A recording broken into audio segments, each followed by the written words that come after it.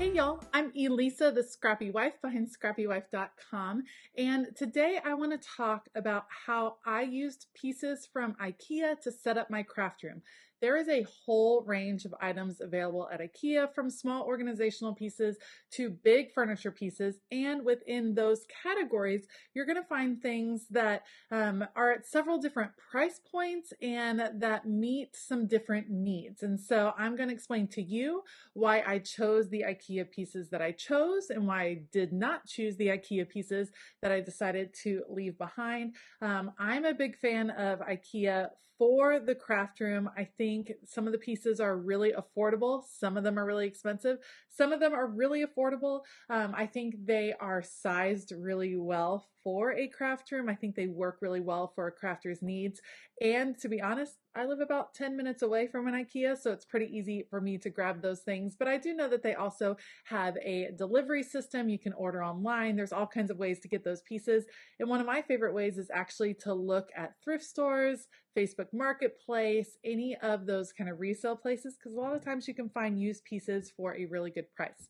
So if you're interested in seeing what IKEA pieces I utilized in my craft room, stay tuned. All right, a little bit unconventional, but let's start with the piece of my room that I wanted to be from IKEA, but is not from IKEA. So my cabinetry in the back, I had many plans for IKEA cabinets. I drew them up. I had all the pieces ready to order, and I love IKEA kitchen cabinetry. I think it's beautiful. I think it's functional. I love the customization options. I could just go on and on. But to be honest, when I went to order, they were not available. Everything was actually in stock except for the base cabinets, and IKEA could not give me any sort of estimate on when the cabinetry would be back in stock. So I made the decision to start shopping around, and I ended up finding these beautiful cabinets at Lowe's. I used their online design tools to set up how I wanted my cabinets. And in the end, you guys, I saved about $1,000 on non-IKEA cabinets. These are in-stock cabinets. They were delivered to my home, pretty easy to install. I didn't have to assemble them, so that was a plus. Some of the minuses, I don't have quite as many drawers. I don't have glass doors, which is what I was wanting originally. But overall, I'm super happy with this cabinetry choice, so not going with IKEA ended up being a win for me. Next up is another for sure item for me, something I had planned from the beginning, and that would be these Billy bookcases. I actually have 2 sets of Billy bookcases flanking my electric fireplace right there where the television is, and these have been absolutely perfect. Let me tell you why I picked Billy bookcases over a Kallax unit. Kallax units, which would be those cube units, are extremely popular for craft rooms. I know so many people love them, and I've heard from lots of you who have managed to make them very functional for your needs. For me, it was all about getting bookcases where I could adjust the shelves, where I could set the heights, where I could add additional shelving. The flexibility was pretty key for me. I have had Billy bookcases in a craft room for a long time. I love Billy bookcases. This time I opted to add glass doors, definitely a little bit of a splurge for me. But I love that it protects what's inside, so I don't have to deal with dust quite as much, which is something that a lot of people asked me about my last craft room when I had everything kind of open to the elements. So there's still light getting through. I can still see what is in there, but everything is protected. These Billy bookcases, I think, are pretty darn affordable for what you get and for how much storage you gain with the bookcases. I'm loving them. I did end up getting 2 here, and then I have a skinny one. I always like to customize my IKEA pieces, so let me show you real fast. Here's how I customized. I added some stick-on wallpaper on the back. This is from Target. It is this beautiful gray, kind of silver textured feeling. And to me, it adds a little bit of warmth, so it's not so stark and white. Having warmth in the craft room is important to me. I love the brightness of white craft rooms, but I didn't want it to feel sterile at all, so I added that in the back of all my bookcases. And you can see I did the same thing in this skinny Billy bookcase, which is something else I love about the Billy bookcase system, is that they have different sizes. So they have the skinny version, they have the regular version, they have short versions, they have all kinds of doors that you can get, all kinds of finishes in the white and the dark wood. There's just a lot of options, and I happen to think they're really versatile. Something else that I know is important for a lot of people is sometimes our craft room furniture gets exchanged for other things in the house. It's got to be versatile. And so these are furniture pieces that can be used elsewhere in my house at a later time if necessary. All right, let's talk about another set of cabinets or bookshelves that I have in my craft room, and these are the Speed bookshelves. They have sliding glass doors on the front of them. And these were also not the original bookcases or cabinets that I was going to get here. Originally, I was going to get the Hafsta system, which is beautiful. It has glass front cabinets. They are gorgeous. However, the Speed ones, are significantly cheaper, so I saved a lot of money, and they function just as well. They are very, very similar. So I encourage you, when you are looking at IKEA, double check that there might be a cheaper version of what you are loving that will work just as well. Let me show you how they just slide to the side.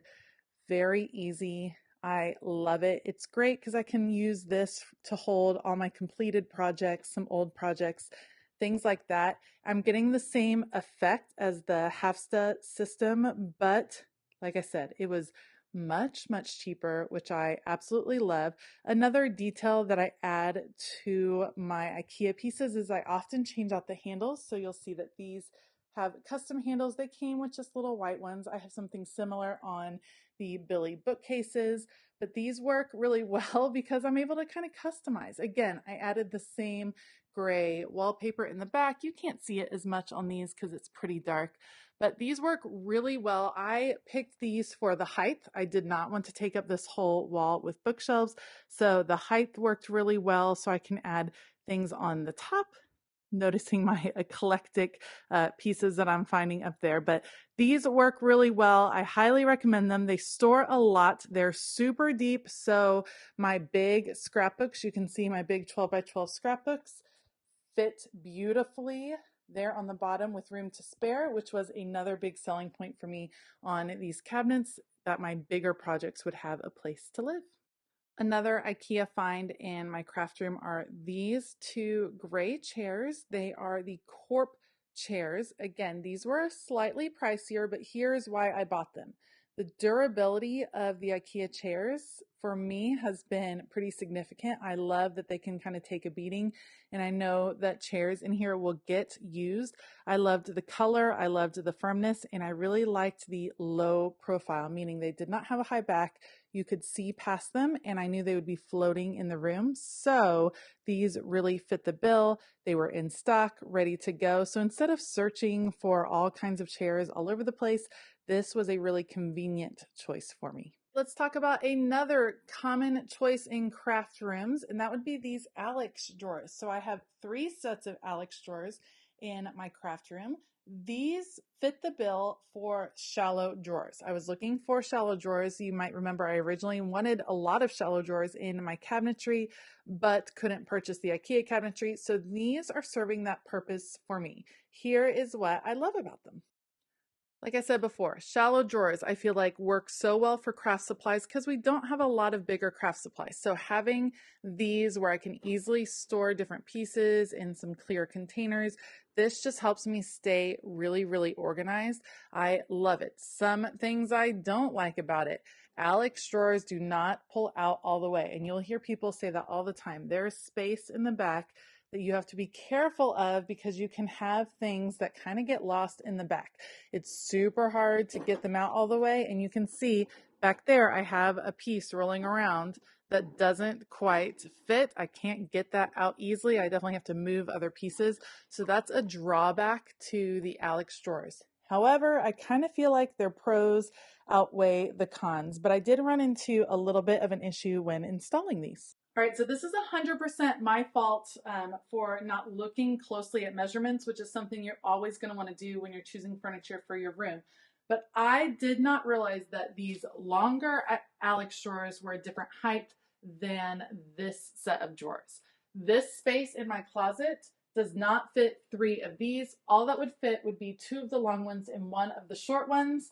And I had not originally intended to have an additional countertop here. I was just going to have the Alex drawers all lined up. Well, that had to change. The different sets of Alex drawers didn't line up. I didn't like it. It was very uneven. It was just not what I was looking for. So we ended up having to add this countertop in. In the end, I think it was a happy accident. I love the results. I love the warmth the countertop brings in. But that's just something to remind you of. IKEA is really specific on all of their measurements. So before you make a big trip out, make sure to double check the measurements online to make sure it's going to fit the space that you are looking for. I do like that the longer units have casters, so I can actually roll this out, and I do frequently roll this out to use it for picture taking and photo taking. And I think you can probably add casters to this set as well. It just wasn't necessary for what I was doing. As for smaller storage pieces, I do have these picture ledges that I've had for a while. I love them from IKEA. These are the longer versions. I'm actually not sure if they have the longer versions anymore. I will link it if I can find it below. I love these for display purposes and think they just come out really nice. In my old craft room, I had them decoupaged, which was a lot of fun. These are pretty easy to paint. These are a little bit chipped. These were in the kids' room before, but I think they work really well in the room, and they're really affordable for a picture ledge. When you look them up online, picture ledges from Etsy or custom ones, they are pretty darn expensive. Otherwise, I have a couple of IKEA bins hanging out right here. I have an IKEA bin that deals with some storage in an Alex drawer unit. This is actually an insert to a bin that I use. But otherwise, a lot of my smaller storage has switched over to clear storage that I could pick up at Walmart, the Home Depot line, or Target with the Bright Room line.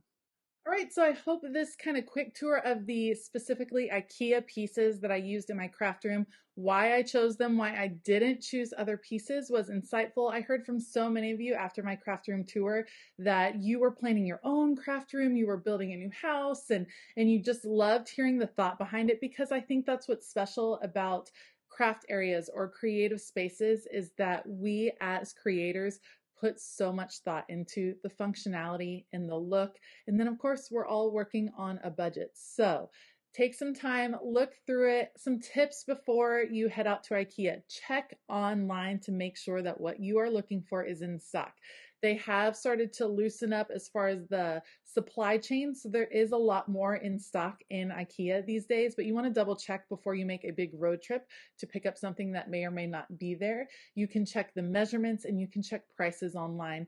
They have a beautiful system for designing kitchen cabinetry. I loved it, just didn't get to use it in the end. And they also have some room designers that work really well online, so you can kind of picture your room before you go and purchase all of the pieces. Keep in mind, you're saving money. You're not necessarily saving time, because you do have to assemble all of these pieces by hand. It takes a long time. You can take my word for it, because I did a lot of assembly for this craft studio. So keep that in mind as you are designing and as you're kind of working on your timeline, that the building is going to take some time, but it's totally doable.